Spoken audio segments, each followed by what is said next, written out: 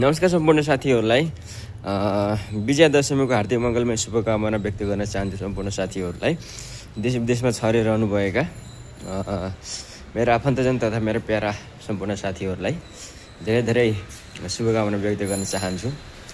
मलाई थोरै यो इन्डियामा र नेपालमा हुन त हिन्दू नै हो, तर यो अलिकता दसैँ मनाउने तरिका अलि फरक लाग्यो।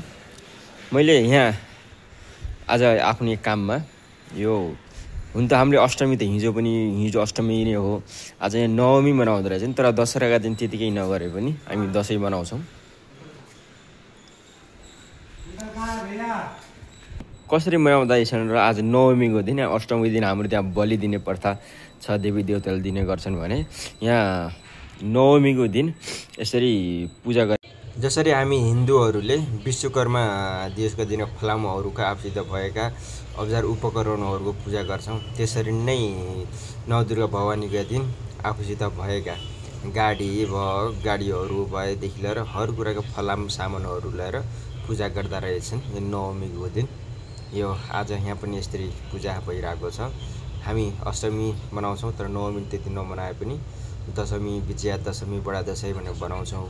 नवदुर्गा भवानीको पूजा बलि हान्ने सिस्टम अलि मलाई फरक माने, तर यो हाम्रो अष्टमीमा पनि एउटा यो कुपिन्नलाई काटेर यसरी बलि हान्ने लगाउने चलन हामीले गर्छौँ। त्यो पनि एउटा देवी देवतालाई चढाउँछौँ।